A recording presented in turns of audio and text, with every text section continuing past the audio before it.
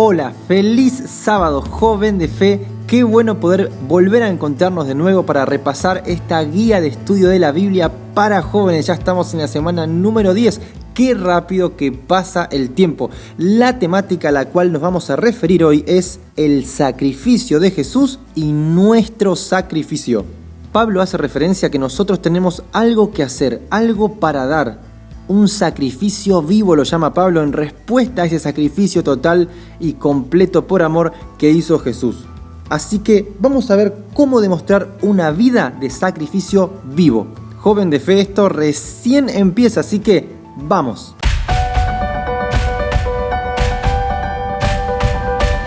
La lección de esta semana, a mi entender, se enfoca en dos puntos muy importantes: sacrificio vivo por dentro y sacrificio vivo por fuera.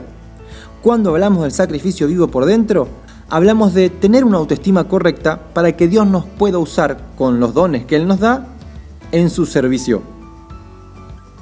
Te recomiendo que puedas darle una mirada reflexiva a Romanos capítulo 12 porque nos da una seguidilla de consejos muy interesantes para poder implementar la dinámica de un sacrificio vivo en nuestras vidas. Tenemos que comenzar colocando al ser humano, colocándote, colocándome en el lugar correcto.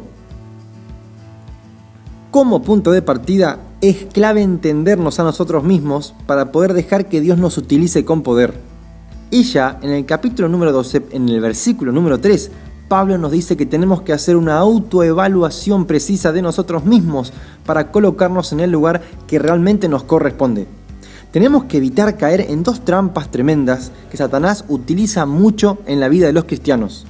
Por un lado, el orgullo y por otro, la autodenigración. Dios, cuando se acerca a nosotros, cuando nos llama, tiene que resolver este problema antes de poder darnos sus dones y empezar a utilizarnos. Yo no puedo entrar a la vida cristiana creyéndome 1000 y teniendo un concepto mucho más alto de mí que el que debo tener. Acá en Argentina se dice agrandarse.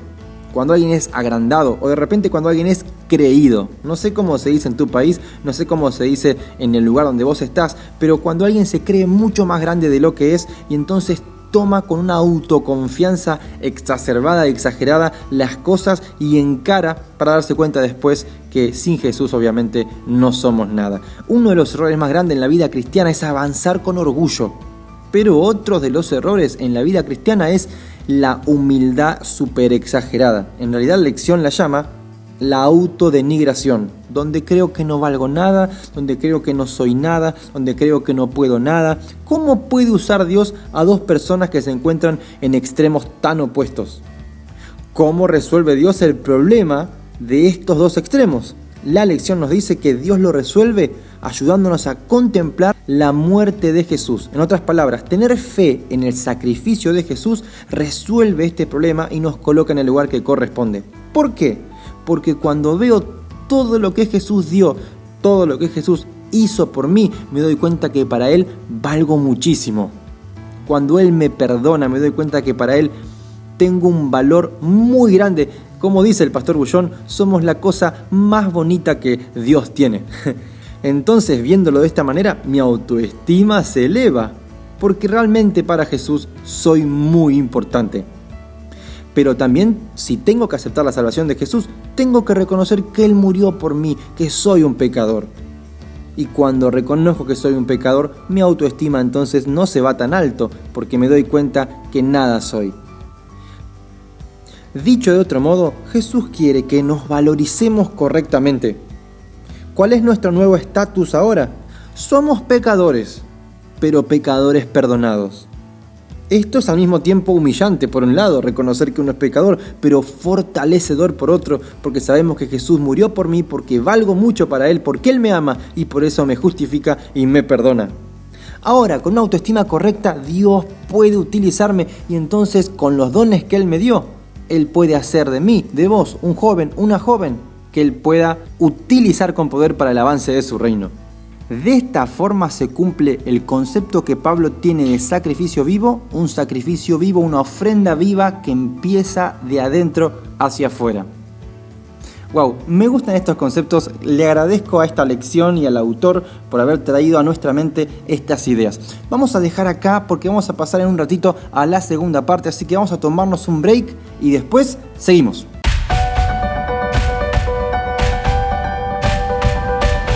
Muy bien. Ahora continuamos con la segunda parte que yo lo titulé Sacrificio vivo por fuera. Hace ratito hablamos de lo que Jesús quiere hacer con nosotros por dentro, cómo resuelve el tema de la autoestima y entonces cómo de esa manera puede utilizarnos con poder. ¿Cómo nos utiliza ahora con poder?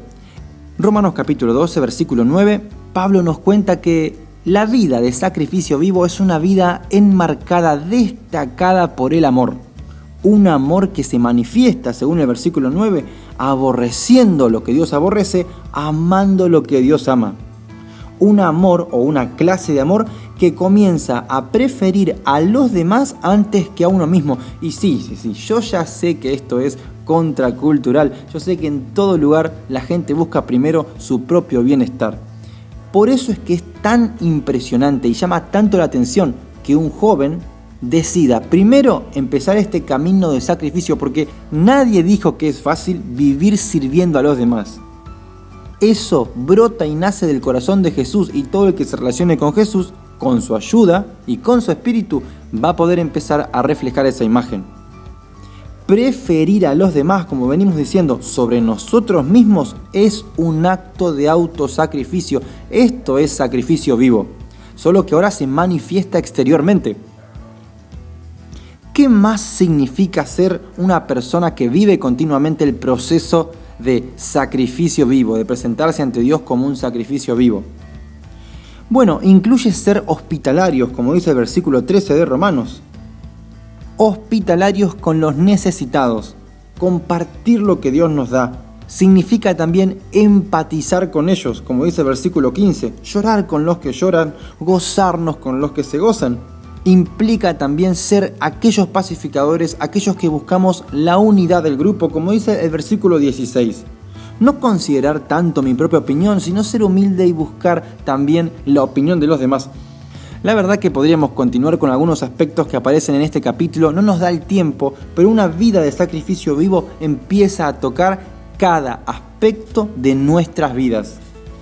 Pero uno de los que más me gustaron y que la verdad este se merece un aplauso. Digo un aplauso porque es uno de los que más llama la atención. Sí, se merece uno y más aplausos. Es una enseñanza que sinceramente, naturalmente es muy difícil de aplicar, pero cuando lo hacemos, esto sirve como testimonio del cristianismo y de Jesús y del Evangelio de una manera poderosísima. Allá en el versículo 17, Pablo nos dice que una vida en sacrificio vivo no devuelve mal por mal. ¡Wow! Señor, ¿cómo hacemos eso? Bueno, Dios tiene la capacidad y Dios da la capacidad con su espíritu, con su amor, para que nosotros no devolvamos mal por mal. En el mundo la ley es ojo por ojo y diente por diente. Voy a devolverte el mal que me hiciste, voy a vengarme. Pero vivir vidas de amor abnegado hace que aquellos que nos persigan no reciban lo que están esperando recibir de nosotros. En el versículo 17 dice que es honorable aquel que rechaza el devolver mal por mal.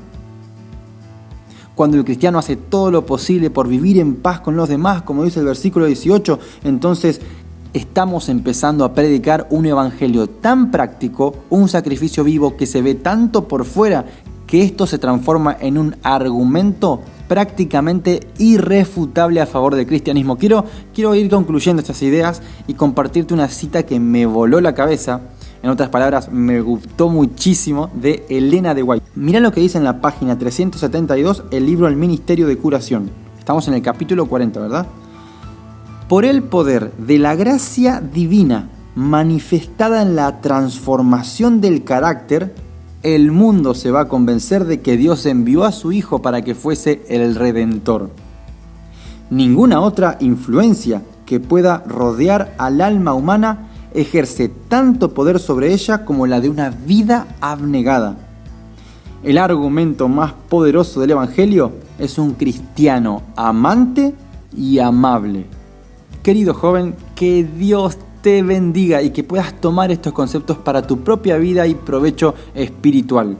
Recordá que vos valés muchísimo a los ojos de Dios, así que no dejes que nada ni nadie te rotule, ni te califiquen, ni etiqueten, porque vos valés muchísimo. Somos pecadores, perdonados y justificados por Jesús. Por eso Dios te da dones, por eso Dios te da capacidades para que las uses mostrando una vida de sacrificio vivo que se traduce concreta y prácticamente en actos de servicio para los demás, reaccionando y actuando como Jesús y con Jesús. Entonces el mundo se da cuenta que el cristianismo es mucho más que teoría, es mucho más que filosofía. El cristianismo es un amor práctico que convence con argumentos irrefutables. Te mando un fuerte abrazo y te agradezco por acompañarme en este repaso de esta semana. Gracias por estar ahí, chicos, de corazón. Gracias por los comentarios, gracias por los likes, gracias por los mensajes que me mandan a las redes sociales. Gracias por todo su apoyo, porque lo siento y realmente lo aprecio. Que Dios te bendiga, querido joven. No dejes de estudiar la lección y te mando un fuerte abrazo. Chao, hasta la semana que viene.